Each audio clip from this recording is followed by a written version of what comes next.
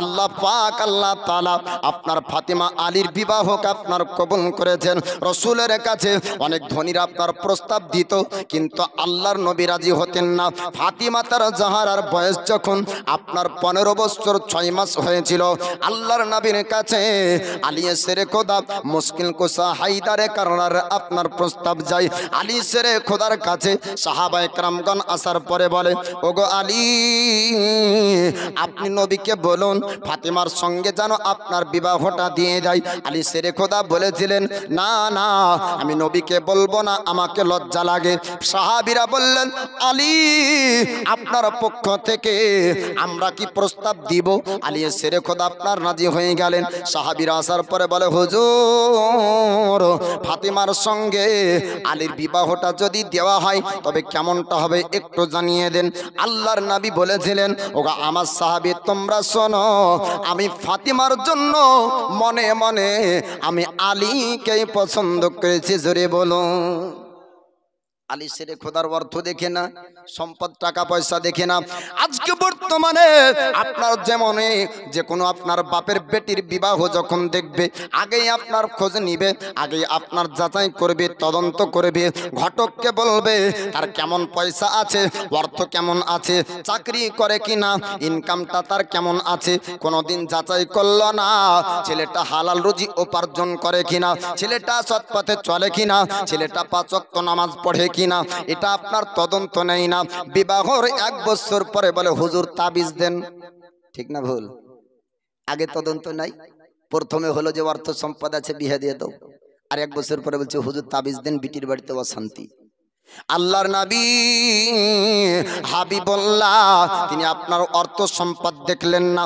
আলী শেরে খোদা মুশকিল কুসা হায়দারে কারনার আপনার টাকা পয়সা ছিল না, সম্পদ ছিল না, আপনার চাকরি বড় ছিল না।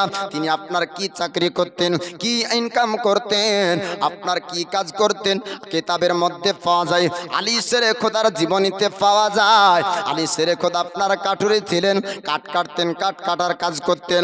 কখনো আপনার খাবার হতো না, কখনো আপনার কয়েকদিন না খেয়ে আপনার কাটিয়ে দিতেন দিনকাল। আলী শেরে খোদার নাম যখন রাসূলুল্লাহর কাছে সাহাবায়ে কেরামগণ বললেন, আল্লাহর নবী এক বাক্যে আপনার রাজি হয়ে গেলেন। আলী শেরে খোদা মুশকিল কুসা হায়দারে কারনারের সঙ্গে এই ফাতিমা জাহরার বিবাহ আমার রাসূলুল্লাহ আপনার পড়িয়ে দিলেন। বিবাহ সম্পন্ন হওয়ার পরে এবার সংসার জীবন যাপনের কথা দেখে নিয়ে যাব বাপ।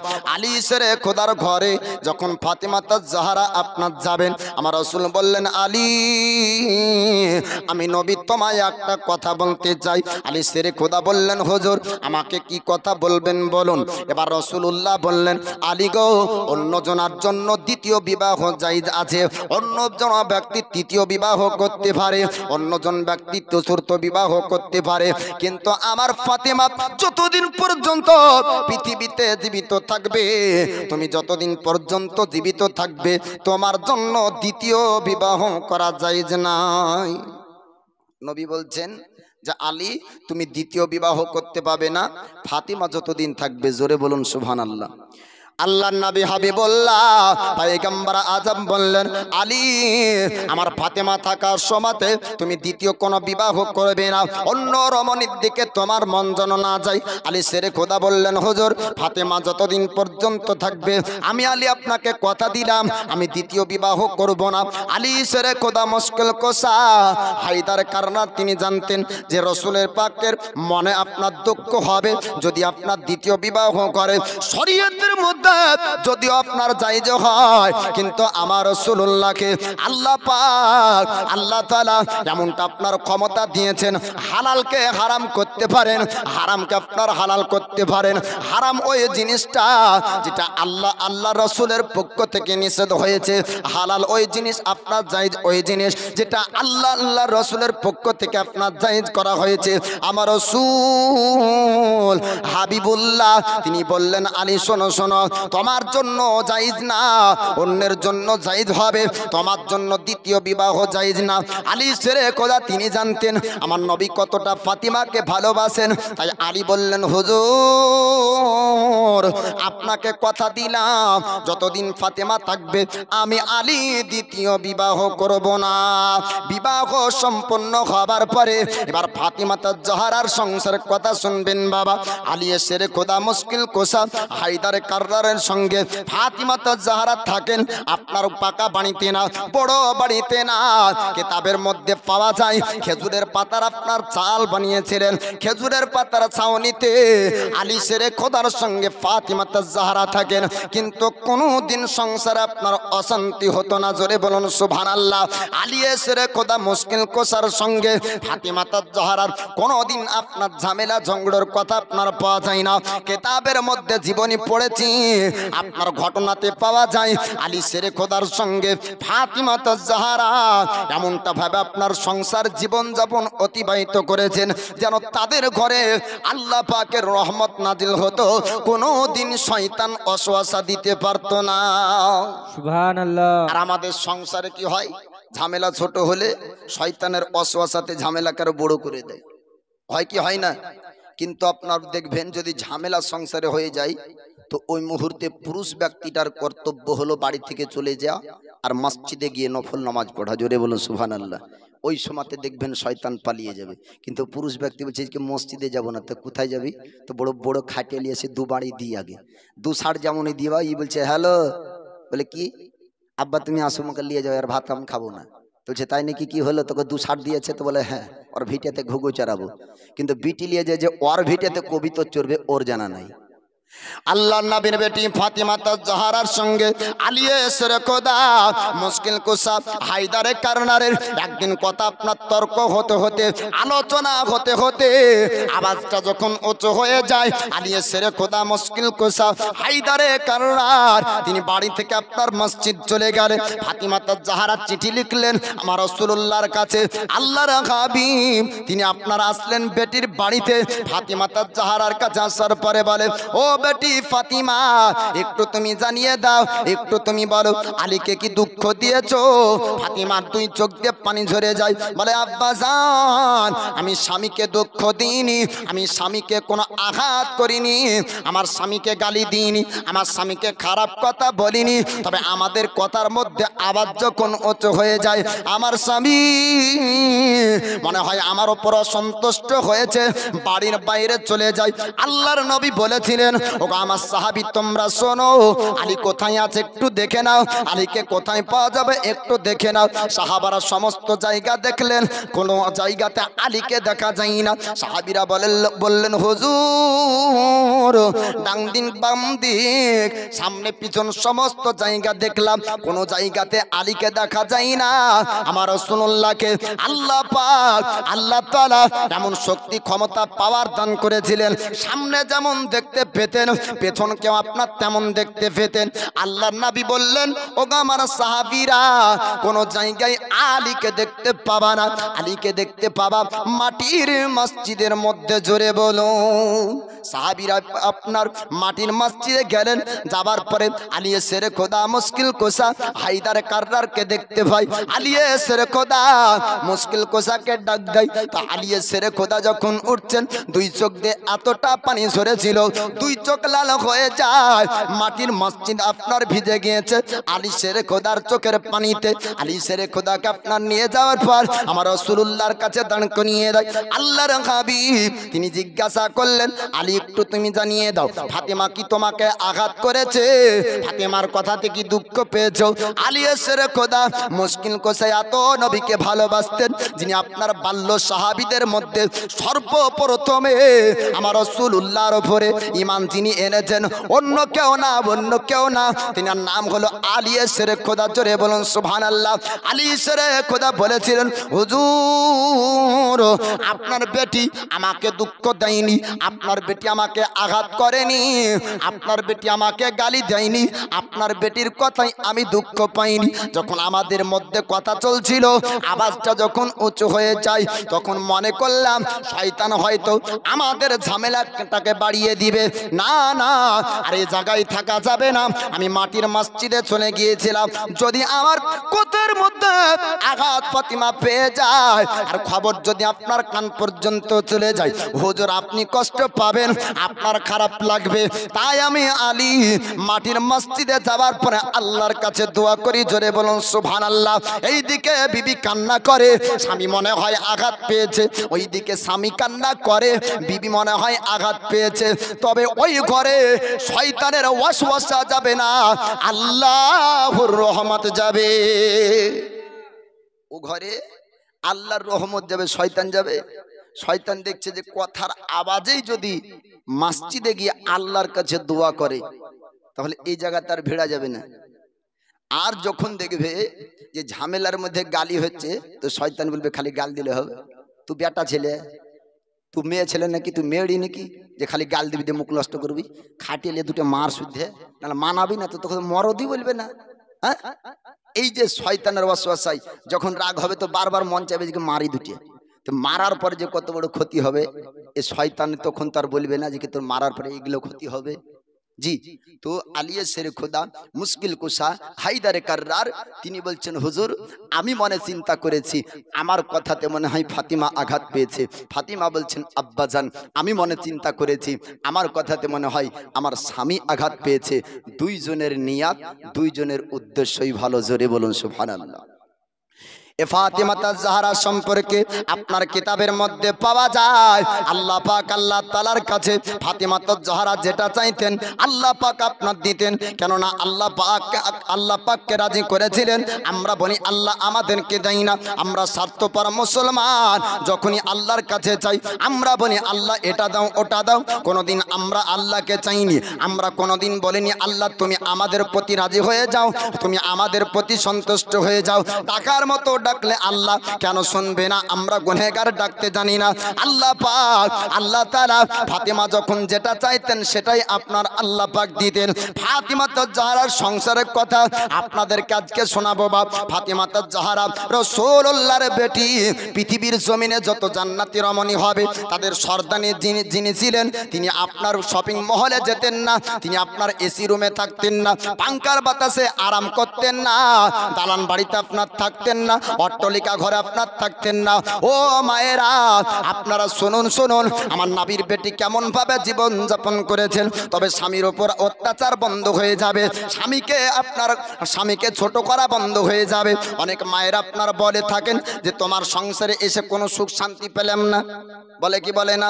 আল্লাহর নবীর বেটি ফাতিমা জাহরা তিনি আপনার ময়দা আপনার যখন পিষতেন হাতে আপনার ফোসকা পড়ে যেত।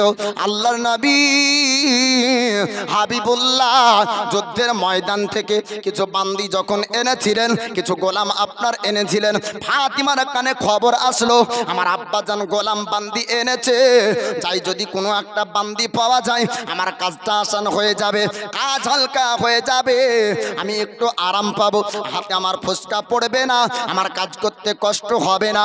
ফাতিমা জাহরা যাওয়ার পরে উম্মুল মুমিনিন আয়েশা সিদ্দিকার কাছে গেলেন, আম্মি জান আপনি একটু বলুন আমার আব্বা কোথায় আছে? আয়েশা সিদ্দিকা বললেন, ও বেটি ফাতেমা একটু তুমি আরাম করো, অনেক দিন পরে এসেছো, তোমার আব্বা একটু বাইরে গিয়েছে, তোমার সঙ্গে কিছুক্ষণ কথাবার্তা বলবো। ফাতিমা জাহরার সঙ্গে উম্মুল মুমিনিন আয়েশা সিদ্দিকার সঙ্গে কথাবার্তা হয়।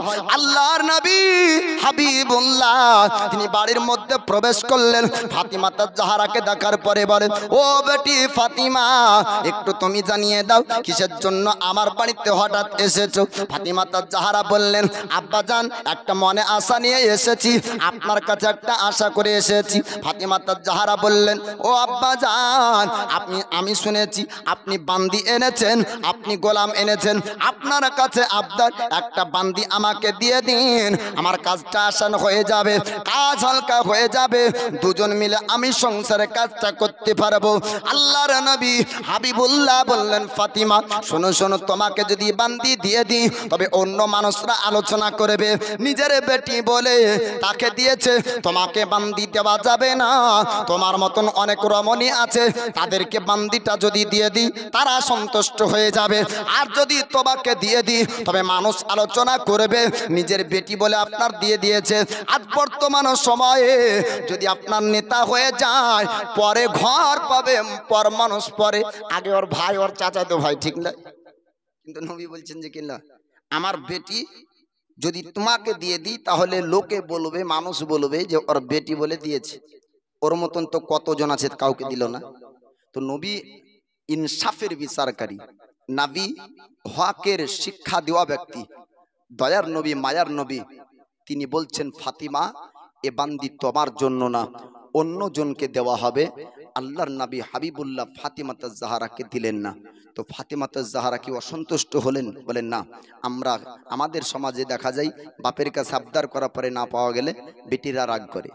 ফাতিমাত জাহরা যখন আপনার বান্দি পেলেন না, চুপচাপ বাণী আপনার আসে, আল্লাহর নবী হাবিবুল্লাহ বললেন ওগো ফাতিমা চিন্তা করো না, ওগো ফাতিমা টেনশন করো না, তুমি যখন নামাজ পড়ো নামাজের পরে তুমি আল্লাহ তাসবিহ করবে, তোমার কাজটা আসান হয়ে যাবে। আমার রাসূলুল্লাহ আপনার তাসবিহ বলে দিলেন, তাসবিহ আপনার তেলাওয়াত করবেন, কাজ আসান হয়ে যাবে। সুবহানাল্লাহ পড়বে, আলহামদুলিল্লাহ পড়বে, আল্লাহু আকবার পড়বে, কাজটা তোমার আসান হয়ে যাবে।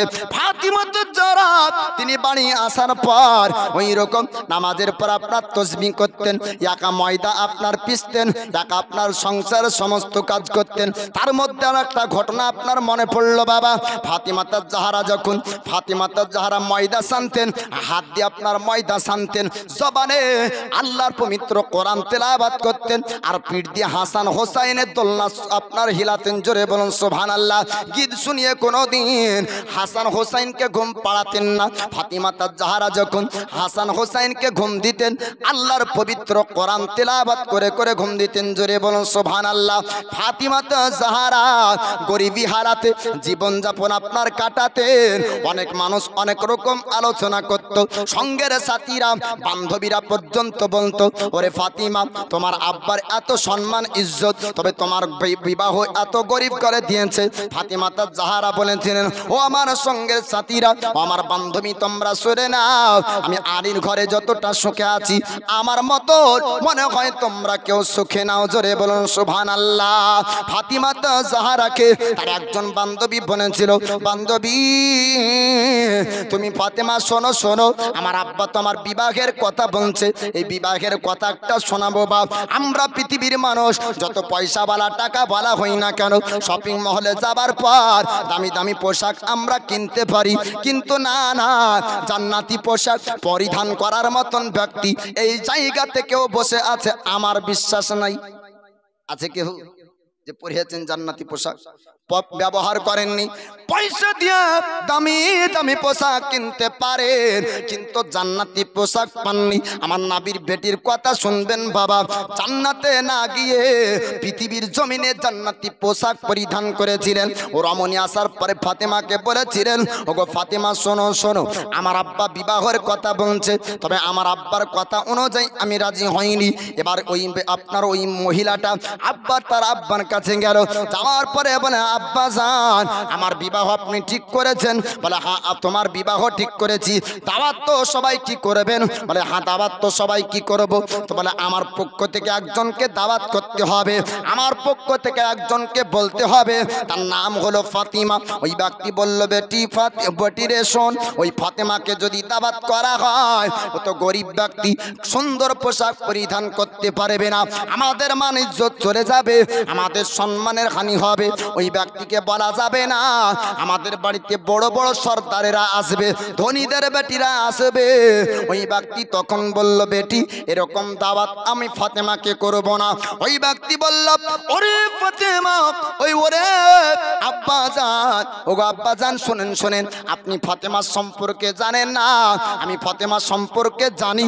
হয়তো ফাতেমাকে বললে সুন্দর পোশাক আনবে, তার আদব সম্পর্কে আমার জানা আছে, তার ব্যবহার সম্পর্কে সম্পর্কে আমার জানা আছে, আপনার সম্মানের ক্ষতি হবে না। আমি যতদূর জানি তার মতন সুন্দর ব্যবহারের রমণী আর দ্বিতীয় দেখিনি, বলুন সুবহানাল্লাহ।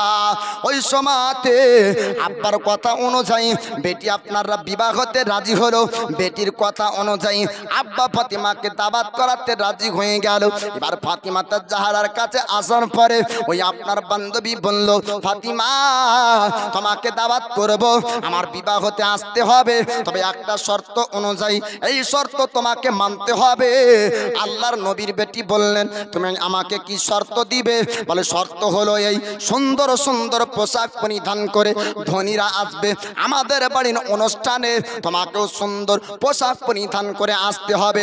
ওই সময় ফাতিমা তাজ জাহরা তিনি বলেছিলেন, যদিও বা তোমার বিবাহতে যেতাম না, কিন্তু এত বড় কথা যখন বললে যে আমি ফাতিমা সুন্দর পোশাক কিনতে পারবো না, এত বড় কথা যখন উঠেছে আমি সুন্দর পোশাক পাবো না, অতএব তোমার বিবাহতে সুন্দর পোশাক পরিধান করে যাবো। জোরে বলুন সুবহানাল্লাহ। আল্লাহর নবীর কাছে যাওয়া হলো।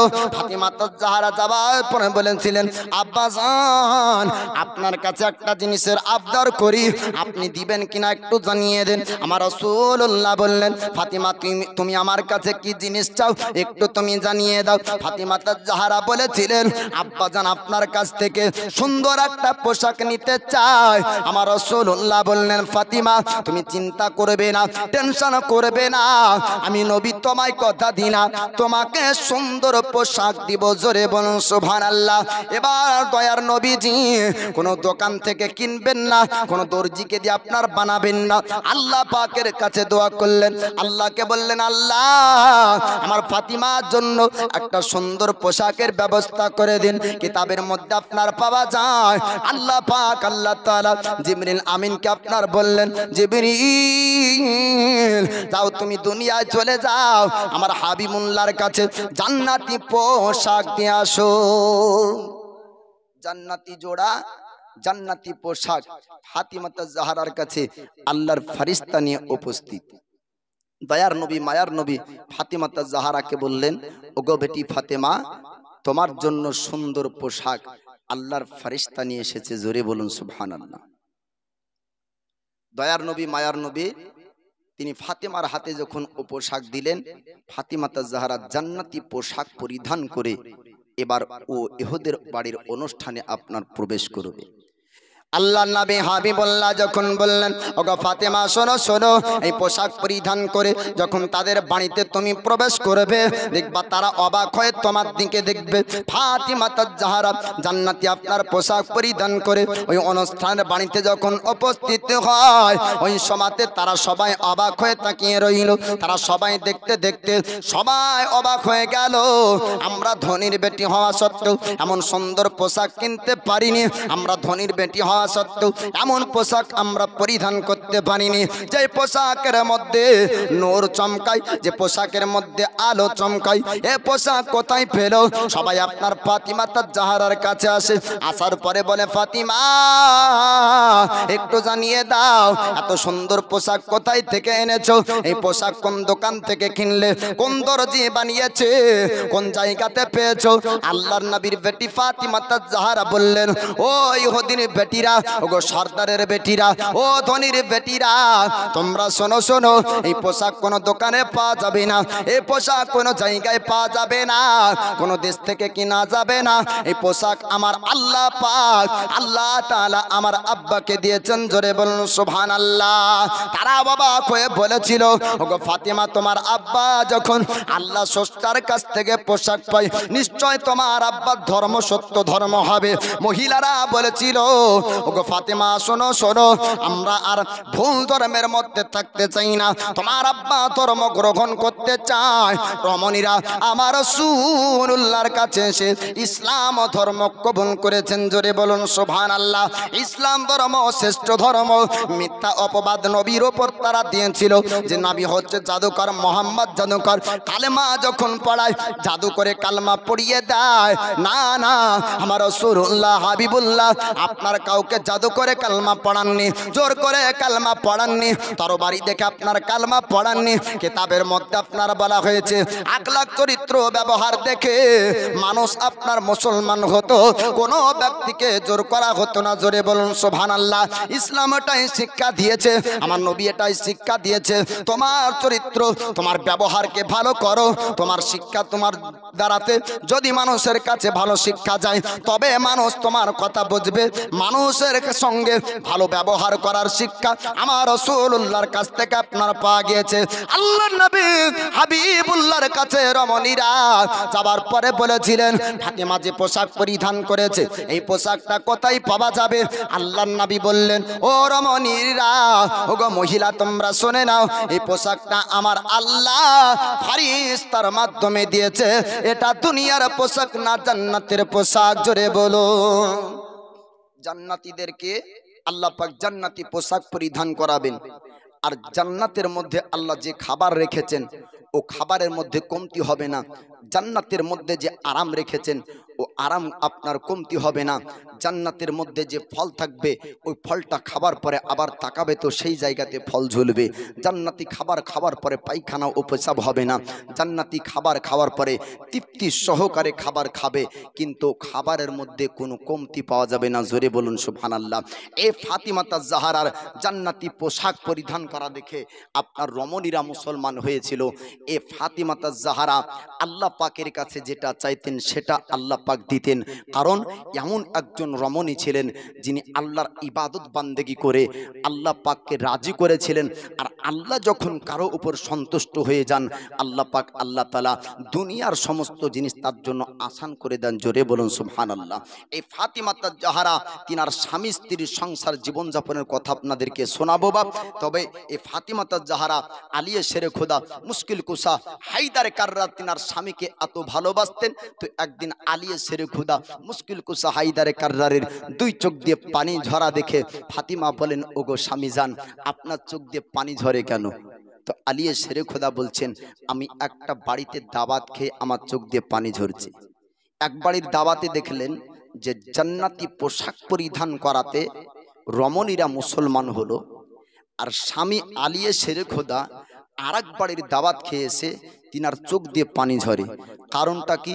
ফাতিমা জিজ্ঞাসা করে ওগো স্বামী জান, আপনি একটু বলুন বলুন আপনার চোখ দিয়ে কেন পানি ঝরে যায়, আপনি কেন কান্না করেন? আল্লাহর নবীর সাহাবী আলী শেরে খোদা ওই সময় বিবিকে বললেন বিবি রে, ওগো ফাতিমা আমার চোখ দিয়ে পানি ঝরার কারণ কি জানতে চাও? এবার ফাতিমা জাহরা বললেন স্বামী একটু জানিয়ে দেন আপনার চোখ দিয়ে কেন পানি ঝরে? আপনাকে কি কেউ আঘাত করেছে? আপনাকে কি কেউ দুঃখ দিয়েছে? আপনাকে কেউ গালি দিয়েছে? আলী শেরে খোদা বললেন না না, আমাকে কোনো ব্যক্তি গালি দেয়নি, আমাকে কেউ দুঃখ দেয়নি, আমাকে কেউ আঘাত করেনি। আমার চোখ দিয়ে পানি ঝরার কারণটা হলো আমি একটা বাড়িতে দাওয়াত খেয়ে আসলাম, দাওয়াত খাবার পরে মনে মনে চিন্তা করলাম এমনটা ব্যবস্থা যদি আমি করতে পারতাম তাহলে খুব ভালো হতো। ফাতিমা জাহরা বললেন ওগো স্বামী জান আপনি বলুন বলুন কি আপনার ব্যবস্থা করতে মন চাই? আলী শেরে খোদা বললেন ওরে ফাতিমা, উসমান গানির বাড়িতে আমাদের সবার দাওয়াত ছিল, আমার রাসূলুল্লাহর দাওয়াত ছিল। উসমান গানি আপনার বলেছিলেন হুজুর আপনার সঙ্গে সমস্ত সাহাবীরা আসবে, আমার বাড়িতে আমি খাওয়াবো। সবাইকে নিয়ে যাওয়ার পর উসমান গানি দাওয়াত করে আপনার খাইয়েছিলেন। ওই সময়তে আমার নবী পাক যটা কদম জমিনে দিয়েছিলেন প্রত্যেকটা কদম উসমান গানি আপনার গনে গনে গনে গনে হিসাব করে রেখেছিলেন। আল্লাহর নবী বলেছিলেন ওগো উসমান, আমি যটা ধাপ জমিনের বুকে দিই প্রত্যেকটা ধাপ তুমি গনো। কারণ কি জানতে পারলাম না, একটু তুমি তোমার কারণটা খুলে বলো। উসমান গানি বলেছিলেন হুজুর আমি আপনার ধাপগুলা গনে এই কারণে যে আমার বাড়িতে অনেক গোলাম আছে, অনেক বান্দি আছে। আজকে আপনার প্রত্যেকটা কদমে কদমে আপনার মহব্বতে একটা করে গোলাম আজাদ করবো। জোরে বলুন সুবহানাল্লাহ। ফাতিমা জাহরা যখন আপনার কথাটা শুনলেন। আলী শেরে খোদাকে জিজ্ঞাসা করে, ওগো স্বামী জান, আপনি একটু বলুন বলুন, তবে এটা তো ভালো কাজ করেছে, তবে আপনার চোখ দিয়ে কেন পানি ঝরলো? ওই সময় আলী শেরে খোদা বলেছিলেন, ওরে ফাতিমা, এখনো তো কথা শেষ হয়নি, তোমাকে শেষ পর্যন্ত শুনতে হবে। এইরকম নেকাত উসমান গনি যখন করলো, আমি মনে মনে চিন্তা করলাম, যদি আমার সম্পদ থাকতো, অর্থ থাকতো, টাকা পয়সা থাকতো, তবে আমিও নবীকে দাওয়াত করতাম, সাহাবীদেরকে দাওয়াত করতাম, আরে এমনটাই ভাবে আমিও তাদেরকে খাওয়াতাম, আরে গোলাম বান্দি আজান করে আমিও সওয়াবের নেকির অধিকারী হতাম। এই উত্তম কাজ দেখে আলী শেরে খোদার চোখ দিয়ে পানি, যে তিনিও চান যে এরকম ভালো কাজ করব। ফাতিমা জাহারা বললেন, ওগো স্বামী জান, আপনি চিন্তা করবেন না, টেনশন করবেন না, আপনি নবীকে বলুন গা, আব্বা জানকে বলুন গা, যেন তার দাওয়াত থাকবে, আর সমস্ত সাহাবীকে আপনি দাওয়াত দিয়ে আসেন, আমি ফাতিমা খাবারের ব্যবস্থা করব। আল্লাহর নবীর বেটির কথা শোনার পর আলী শেরে খোদা প্রতিবাদ করলেন না, ঝামেলা আপনার করলেন না। আপনার ফাতিমা জাহারার ঘরে খাবার আপনার ছিল না, টাকা ছিল না, পয়সা ছিল না, স্বামী আপনার স্ত্রীর ব্যাপারে জানবে, স্ত্রী স্বামীর ব্যাপারে জানবে, ঘরে তো আপনার খাবার নাই, টাকা পয়সা নাই, তারপরেও খাবারের ব্যবস্থা করবে বলে। আমরা হলে আপনার প্রথমে ঝামেলা হতো, পরে খানা, ঠিক না? আমরা হলে কি করতাম, প্রথমে ঝামেলা পরে হবে খানা। বলে কেন? তো হাজার মানুষকে খাওয়াবি, এরকম যে তোর কাছে টাকা আছে, আগে উত্তর দিয়ে টাকা পেলি কোথায়, তাই না? যদি আমরা আলোচনা করি যে অমুকের বাড়িতে খানা খেতে গেলাম, তো দুটো গরু কেটেছিল, বড় খানা, আমার মনে ইচ্ছা হলো যদি এরকম একটা বড় খানা যদি করতে পারতাম তো ভালো হতো। বিবি যদি ওই মুহূর্তে বলে যে কি আপনি দাওয়াত করেন গা, দুটো গরু কেন, তিনটে গরু কেটে খানা আমি দিব, তো আমি বলবো খানা হবে পরে, আগে বল তিনটে গরু কিনার টাকা পালি কোথায়? ঝামেলা অশান্তি হবে না? হবে না? কিন্তু আলী শেরে খোদা জানে ফাতিমা সম্পর্কে, আর ফাতিমা তো জাহারা জানে আলী সম্পর্কে। জোরে বলুন সুবহানাল্লাহ। এবার আলী শেরে খোদা মুশকিল কোসা হায়দার কাররার আপনার চললেন। আল্লাহর নবী হাবিবুল্লাহর কাছে যাওয়ার পরে বলে, হুজুর, আপনার দাওয়াত থাকলো আমার ঘরে, আপনার দাওয়াত থাকলো আমার ঘরে, এবং সমস্ত সাহাবীর দাওয়াত থাকলো আমার ঘরে। আল্লাহর নবী হাবিবুল্লাহ তিনি হাত উঠিয়ে বললেন, ওগো আমার সাহাবীরা, তোমরা শুনে নাও, তোমাদের সবার দাওয়াত থাকলো আমার বেটি ফাতিমার ঘরে। আল্লাহর নবীকে আল্লাহ পাক, আল্লাহ তাআলা গায়বের সংবাদ নাবি করে পৃথিবীর জমিন আপনার পাঠিয়েছেন। তিনি জানতেন আপনার ভবিষ্যতের খবর, তিনি জানতেন আগামীতে কি ঘটবে, পূর্বে থেকে আমার নবী পাক আপনার জানতেন। বলুন সুবহানাল্লাহ। আল্লাহ পাক, আল্লাহ তাআলা নবীকে এতটা ক্ষমতা পাওয়ার দিয়েছেন যে আপনার নবী পাকের ডান হাতের তালুতে কিয়ামত পর্যন্ত খবর আল্লাহ দিয়েছেন। জোরে বলুন সুবহানাল্লাহ। আল্লাহর নবী হাবিবুল্লাহ তিনি আপনার বলেছেন, আল্লাহ পাক আমার ডান হাতের তালুতে কিয়ামত পর্যন্ত যতজন ব্যক্তি জান্নাতি হবে তাদের নাম ও পরিচয় আল্লাহ পাক দিয়েছেন। বাম হাতের তালুতে কিয়ামত পর্যন্ত যতজন ব্যক্তি জান্নাতি আপনার জাহান্নামী হবে তাদের নাম ও পরিচয় আল্লাহ পাক দিয়েছেন। ফাতিমা জাহরার ঘরের কথা আমার দয়ার নবী, মায়ার নবী তিনি জানতেন। আলীর ঘরের খবর আল্লাহর নবী তিনি আপনার জানতেন। তবু সাহাবীদেরকে দাওয়াত দিলেন, কেননা নবীর জানা আছে খাবার কোথায় থেকে আসবে। দাওয়াত সবার হয়ে গেল। এবার ফাতিমা জাহরার কাছে আসার পরে আলী শেরে খোদা বললেন, ও ফাতিমা, আমি তো সবাইকে দাওয়াত দিলাম, আমার রাসূলুল্লাহ আসবে আমার ঘরে। এবার ফাতিমা জাহরা কোন জায়গাতে বাজার করবেন, কোন দোকান থেকে আপনার খাবার আনবেন। নামাজের পরে আল্লাহ পাকের কাছে হাত ওঠালেন, আল্লাহ পাককে বললেন, মাবুদ, ওগো আল্লাহ, আমার বাড়িতে খাবার নাই, তুমি ছাড়া কেউ জানে না, আপনি একটু খাবারের ব্যবস্থা করুন। আল্লাহ পাক, আল্লাহ তাআলা রহমতি ফেরেশতাকে হুকুম করলেন, ওগো জিবরিল, যাও যাও দুনিয়ার জমিনে চলে যাও। মানব রূপ ধারণ করে আল্লাহর ফেরেশতা আপনারা আসলেন। আসার পরে ফাতিমা জাহরাকে আপনার জানিয়ে দেন, ওগো নবীর বেটি ফাতিমা, আপনি চিন্তা করবেন না, চিন্তা করবেন না, আল্লাহ পাক, আল্লাহ তাআলা আপনার জন্য খাবারের ব্যবস্থা করবে। জোরে বলুন। আল্লাহ পাক ফেরেশতার মাধ্যমে জানিয়ে দিচ্ছেন দয়ার নবী, মায়ার নবীর বেটি ফাতিমাকে। এবার ফাতিমা জাহরা বললেন, আল্লাহ পাক কেমন করে খাবার দিবে? আল্লাহর ফেরেশতা বললেন, ও নবীর বেটি ফাতিমা, আপনি চিন্তা করবেন না, একটা হাঁড়ি আপনি চাপিয়ে দেন। চুলার উপরে হাঁড়ি চাপানো হলো, আপনার জ্বালানোর প্রয়োজন হলো না, আগুনের প্রয়োজন হলো না, আপনার চাউলের প্রয়োজন হলো না, জাল দেওয়ার প্রয়োজন হলো না, সবজির প্রয়োজন হলো না। আল্লাহ পাক আল্লাহ তাআলা জান্নাতি খাবার আপনার আনার পর হাঁড়িতে ভর্তি করে দেয়। জোরে বলুন সুবহানাল্লাহ। সমস্ত সাহাবীরা আমার রাসূলুল্লাহর সঙ্গে এবার ফাতিমাতা জাহরার বাড়ি আসলেন। আল্লাহর নবী বললেন, আলী, সবাইকে খাবার বিতরণ করো, কিন্তু খবরদার খবরদার হাড়ির ঢাকনা উঠাবে না। আল্লাহর নবী জানতেন হাড়ির মধ্যে কোন জায়গার খাবার আছে। যদি খাবারের পরিমাণ অল্প থাকে, হয়তো আলী শেরে খোদা দেখার পরে চিন্তা করবে এতটুকু খাবারের মধ্যে আর এতগুলা মেহমান কেমন করে ব্যবস্থা করব, চিন্তা হতে পারে। কিন্তু নবী জানেন যে দুনিয়ার সমস্ত খাবার ফুরিয়ে যায়, কিন্তু জান্নাতি খাবার ফুরায় না। জোরে বলুন সুবহানাল্লাহ। যতই দামি দামি বিরিয়ানি বানান না কেন, রাত্রে খেলে সকালে ফেলতে হবে, ঠিক না ভুল? রাত্রে খাওয়ার পরে সকালে ফেলতে হবে, কিন্তু জান্নাতি খাবার খাওয়ার পরে ফেলতে হয় না বাপ। নবী জানেন জান্নাতি খাবার ফুরাবে না, আর জান্নাতি খাবার খাওয়ার পরে পেটে হজম হয়ে শেষও হয় না। দয়ার নবী মায়ার নবী বললেন, এ আমার আলী, তুমি খাবার বিতরণ করবে, তবে হাঁড়ি ভিতরটা দেখবে না।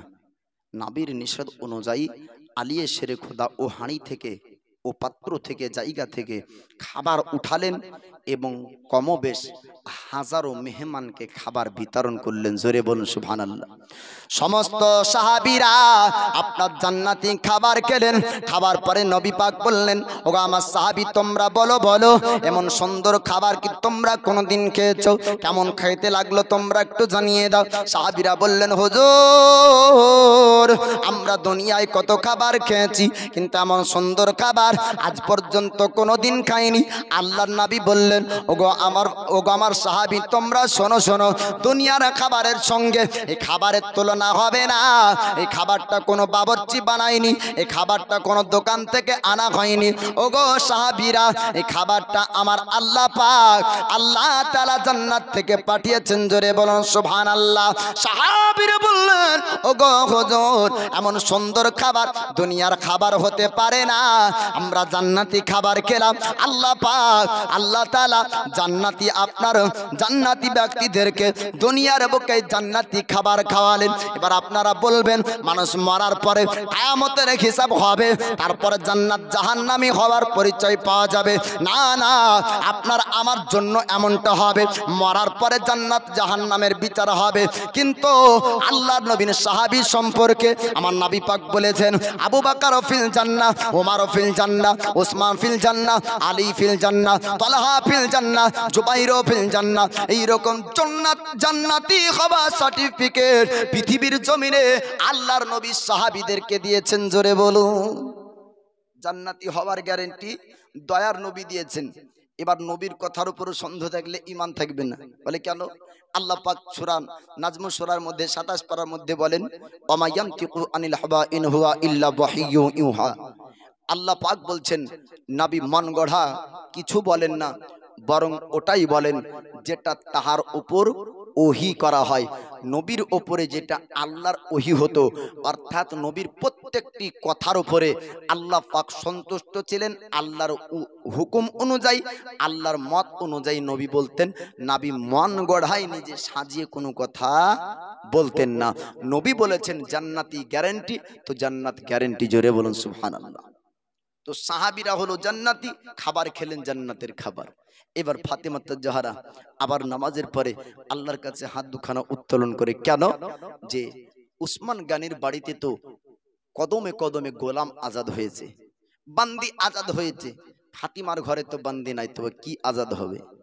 আল্লাহ নবীর বেটি ফাতিমা আল্লাহ পাককে ডাক দেয়, বলে মাবুদ আমার বাড়িতে তো কোনো গোলাম নাই, আমার বাড়িতে কোনো বান্দি নাই। ওসমান গনির বাড়ি থেকে গোলাম আজাদ হয়েছে, ওসমান গনির ঘর থেকে বান্দি আজাদ হয়েছে, আমার বাড়িতে তো গোলাম বান্দি নাই। তবে আমার আব্বাকে দেখি জোহরের নামাজের পরে উম্মতের জন্য কান্না করে, আসরের নামাজের পর উম্মতের জন্য কান্না করে, মাগরিবের নামাজের পর উম্মতের জন্য কান্না করে। যখনই আব্বাকে দেখে উম্মতের চিন্তা করে, আমার আব্বার উম্মতকে আপনি ক্ষমা করে দেন, জোরে বলুন সুবহানাল্লাহ। আল্লাহ পাক আল্লাহ তাআলা ফাতিমা তাজহারার দোয়া কবুল করলেন, আল্লাহর ফেরেশতাকে আপনার পাঠিয়ে দিলেন। আল্লাহর ফেরেশতা আসার পর আমার রাসূলুল্লাহকে ডাক দেয়, আসসালাতু ওয়াসসালামু আলাইকা ইয়া রাসূলুল্লাহ।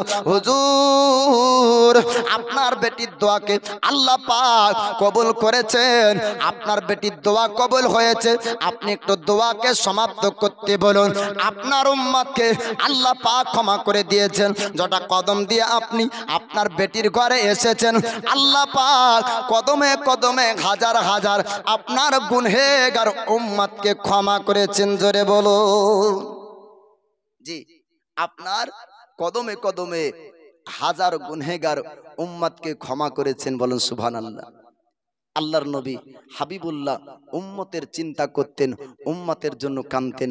আর দয়ার নবী মায়ার নবীর উম্মত আপনার ফাতিমার দোয়াতে ক্ষমা পেয়েছে, বলুন সুবহানাল্লাহ। উবাইশ কারণের দোয়াতে ক্ষমা পেয়েছে। এমনকি কাল কিয়ামতের ময়দান, হাসরের ময়দানে ওলি আউলিয়ার ওসিলাতেও ক্ষমা পাবেন। ওলি আউলিয়াদের সুপারিশে জান্নাতে হবে, নবীগণের সুপারিশে জান্নাতে হবে।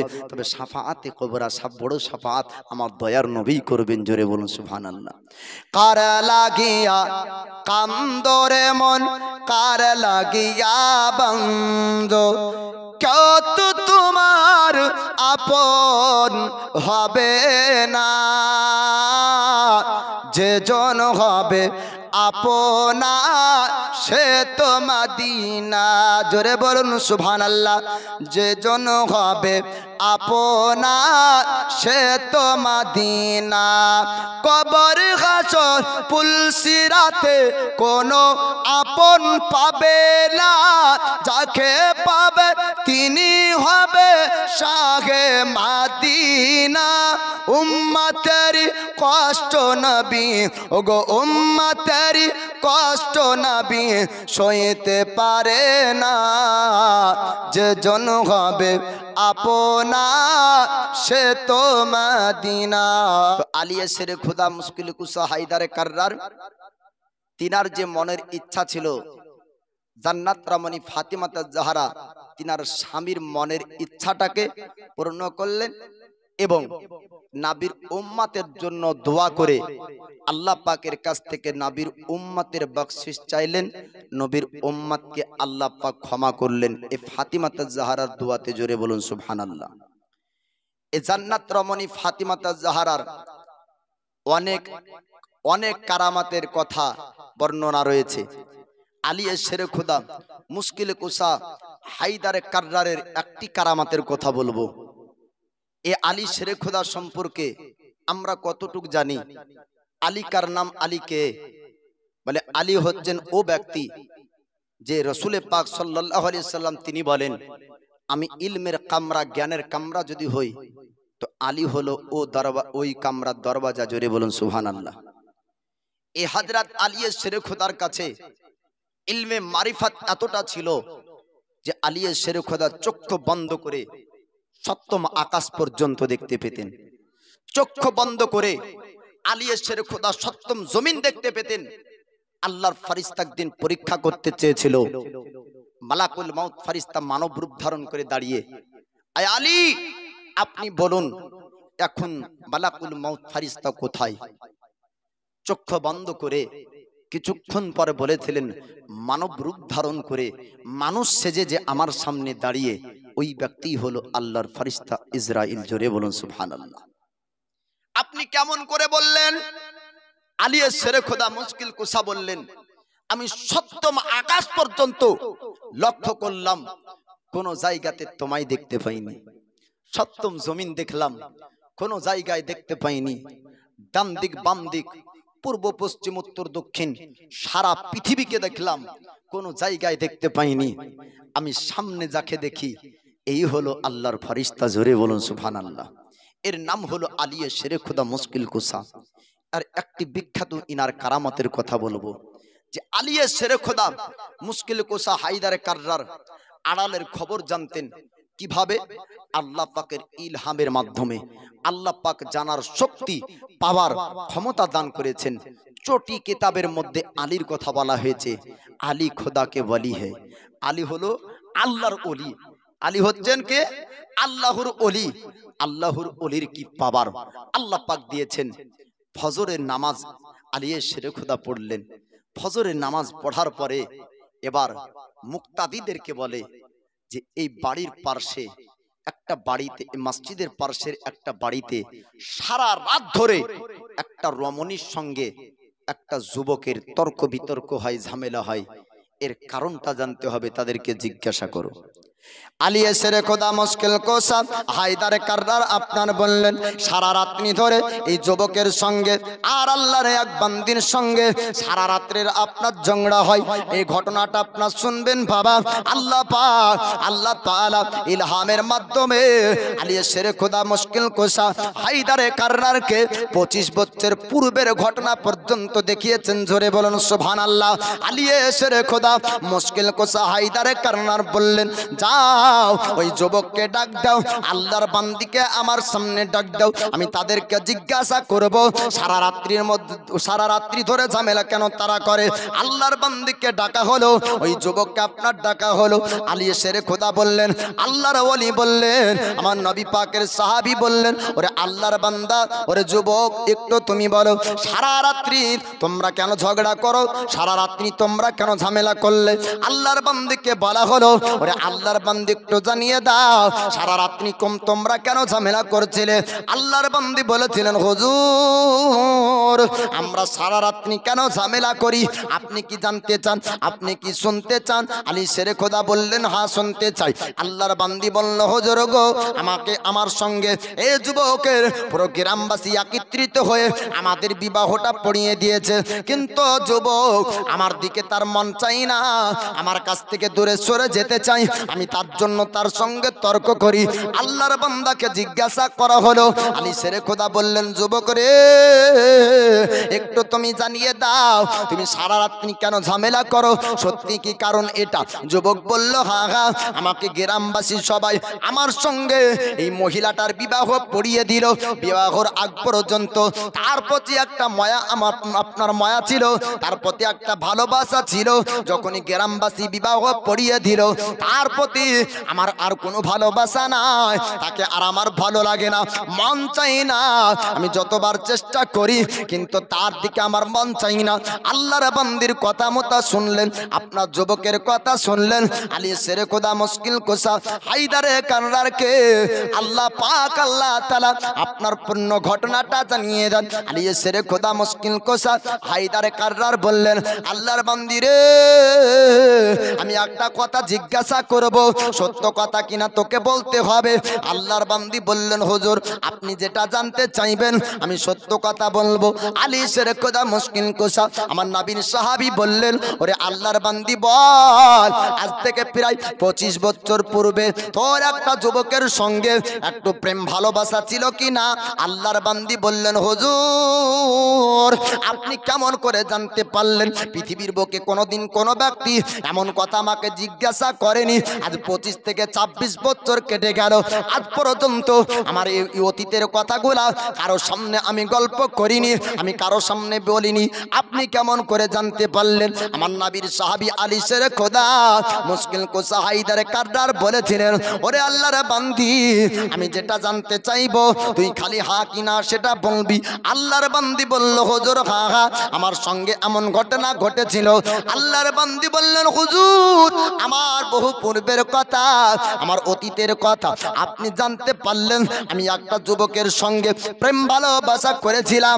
আল্লাহর ওলি বললেন, ওরে আল্লাহর বান্দি, তার সঙ্গে তোর একদিন জেনা হয়েছিল কিনা বল বল।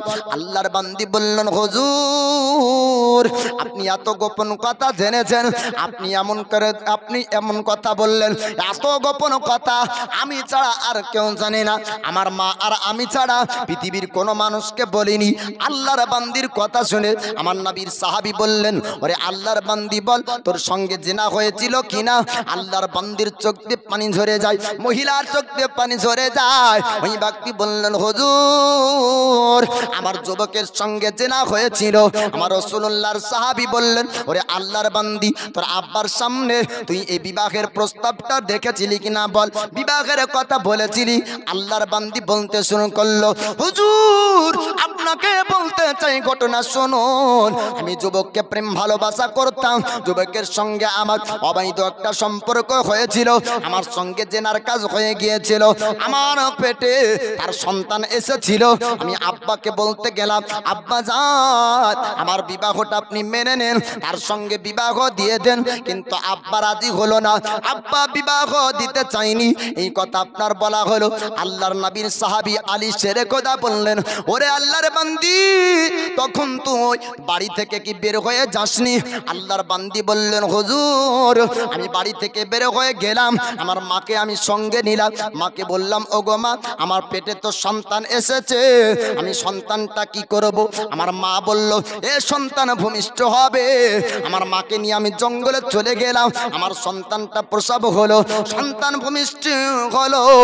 আল্লাহ নবী সাহাবী আলী শেরে খোদা মুশকিল কোসা হায়দার কাররার বলেছিলেন, ওরে আল্লাহর বান্দি সন্তান যখন ভূমিষ্ঠ হলো তোর মা বলেছিল এই সন্তানকে রেখে দে, নচেত তোর বিবাহ হবে না। ওই আপনার মহিলাটা বলল, হ্যাঁ হ্যাঁ হুজুর আমি সন্তানটাকে পাহাড়ের একটা জায়গায় রেখেছিলাম। আল্লাহর বান্দি বলল, হুজুর আপনি কেমন করে জানলেন আমার সন্তানের খবরটা? আলী শেরে খোদা মুশকিল কোসা বললেন, ওরে আল্লাহর বান্দি আমি তোকে সব কথার উত্তর দিব, খালি জিজ্ঞাসা করব হ্যাঁ কিনা সেটা বলবি।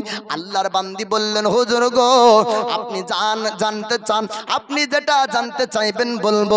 আল্লাহর বান্দিকে বলা হলো, ওরে আল্লাহর বান্দি একটু তুই বল বল, ওই বাচ্চাটাকে রেখে যখন চলে যাচ্ছিলি তখনই একটা কুত্তার দল একটা কুকুরের দল বাচ্চার দিকে যাচ্ছিল কিনা? আল্লাহর বান্দি বলল, হ্যাঁ হ্যাঁ একটা কুকুরের দল বাচ্চার দিকে যাচ্ছিল। আমি মনে মনে চিন্তা করলাম হয়তো কুকুরগুলা আমার বাচ্চাটাকে খেয়ে নিবে। আমার ওই সময়তে বাচ্চার প্রতি একটু মায়া আসলো, তাই একটা পাথর উঠালাম আর পাথরটা কুত্তাকে মারতে গেলাম। আল্লাহর বান্দি বলে, হুজুর তবে পাথরটা আমি যখন কুত্তাকে মারলাম কুত্তার গায়ে লাগলো না। আল্লাহর ওলি বললেন, ও আলী শেরে খোদা বললেন, ওরে আল্লাহর বান্দি ওই পাথরটা কুত্তার গায়ে লেগেছিল না, ওই পাথরটা লেগেছিল তোর বেটার পেশানিতে, আর পেশানিতে লাগার পরে পেশানি থেকে রক্ত প্রবাহিত হয়েছিল। আল্লাহর বান্দি বলল, হ্যাঁ হ্যাঁ ওই বাচ্চার পেশানি থেকে রক্ত প্রবাহিত হচ্ছিল। আমার রাসূলুল্লাহর সাহাবী আলী শেরে খোদা মুশকিল কোসা হায়দার কাররার ওই সময় বলেছিলেন, ওরে আল্লাহর বান্দি যখন রক্ত প্রবাহিত হয় তুই একটা কাপড় নিয়ে যাওয়ার পরে ওই কপালে তুই ব্যান্ডেজ করেছিলি কিনা একটু জানিয়ে দে। আল্লাহর বান্দি বললেন, হুজুর আমি কপালটা তার বেঁধে দিলাম যেন রক্ত আর প্রবাহিত না হয়। বেঁধে দেওয়ার পরে ওই জায়গা থেকে চলে যায়। আল্লাহর নবীর সাহাবী বললেন, ওরে আল্লাহর বান্দি শোন শোন, তুই যখন বাচ্চাকে রেখে দিয়ে বাড়ির দিকে রওনা হচ্ছিলি ওই সময়তে একটা কাফেলা পায়ে হেঁটে মানুষের দল ওই রাস্তা দিয়ে আসছিল। আল্লাহর ওলি আলী শেরে খোদা মুশকিল কোসা হায়দার কাররার বললেন, ওরে আল্লাহর বান্দি পায়ে হেঁটে আসা মানুষরা বাচ্চার কান্নার আওয়াজ যখন পেল তারা সবাই বাচ্চাটাকে উঠিয়ে একটা গ্রামে নিয়ে যায়। আর ওই গ্রামে নিয়ে যাবার পরে বাচ্চাটাকে লালন পালন করতে তারা শুরু করলো। ও আল্লাহর বান্দি রে তুই একটু বল বল, বাড়িতে যেতে যেতে তোর মনটা কি পরিবর্তন হয়নি? তোর মনটা কি পাল্টে যায়নি? আল্লাহর বান্দি বলল, হ্যাঁ হ্যাঁ আমার মনটা পরিবর্তন হয়েছিল। আল্লাহর ওলি বলেছিলেন, ওরে বান্দি শোন, আল্লাহর বান্দি শোন শোন, তুই বাড়িতে না গিয়ে একটা গ্রামের মধ্যে করতে তুই চলে গিয়েছিলি। আল্লাহর বান্দি বলল, হুজুর আমি একটা অপরিচিত গ্রামে আমি চলে গিয়েছিলাম। আমার নবীর সাহাবী বললেন, ওই জায়গাতে যাবার পরে তুই বসবাস করতে লাগলি, এক নয় দুই নয়, প্রায় কমবেশ 25 থেকে 26 বছর কেটে গেল। জোরে বলুন। আলিয়ে শেরে খুদা মুশকিল কুসা হায়দার কাররার বলে, ওরে আল্লাহর বান্দি, তুই যখন ওই জায়গা থেকে একটা গ্রামে বসবাস করতে লাগলি, আজ প্রায় কমবেশ 25 থেকে 26 বছর কেটে গেল, আর পায়ে হেঁটে আসা ওই কাফেলার মানুষেরা ওই বাচ্চাটাকে উঠিয়ে লালন পালন করে তারও 25 বছর কেটে গেল, ওই যুবকে পরিণত হলো। তুই কি জানতে চাস তোর ওই সন্তান আজ কোথায় আছে? আল্লাহর বান্দির চোখ দিয়ে পানি ঝরতে ঝরতে বলল, হুজুর সে এখন কোথায়? আলিয়ে শেরে খুদা মুশকিল কুসা হায়দারে কাররার তিনি বললেন, যার সঙ্গে তোর ভুলবশত গ্রামবাসীরা বিবাহ পড়িয়েছিল, ওটা অন্য কেউ না, তোর সেই সন্তান। আল্লাহর ওলির আপনার কথা শোনার পরে, আলিয়ে শেরে খুদার কথা শোনার পরে এ মহিলার চোখ দিয়ে আরো পানি ঝরে। কাঁদতে কাঁদতে বললেন, হুজুর আপনি আমাকে বাঁচিয়ে নিলেন, আমার সন্তানের সঙ্গে গ্রামবাসী বিবাহ পড়িয়ে দিয়েছিল। আলিয়ে শেরে খোদা মুশকিল কুসা বললেন, এ আল্লাহর বান্দি শোন শোন, তোর বিবাহকে আল্লাহ কবুল করেনি, মা সন্তানের বিবাহ আল্লাহ কবুল করবে না। ভুলবশত গ্রামবাসী তোর পরিচয় জানতো না, তোর সম্পর্কে গ্রামবাসী জানতো না। গ্রামবাসী চিন্তা করলো তোরও কেউ নাই, গ্রামবাসী চিন্তা করলো এরও কেউ নাই, তাই বিবাহটা পড়িয়েছিল। তোর সম্পর্কে গ্রামবাসী জানতো না, তোর ছেলের সম্পর্কে গ্রামবাসী জানতো না। একই গ্রামে তুইও ঢুকেছিলি, একই গ্রামের মানুষ তোর সন্তানকেও বড় করেছিল। আমার আল্লাহ পাক আল্লাহ তাআলা ইলহামের মাধ্যমে আমাকে জানিয়ে দেয়, এদের বিবাহটা বিবাহ হয়নি, ভুলবশত একটা সম্পর্ক এরা বিধেছে।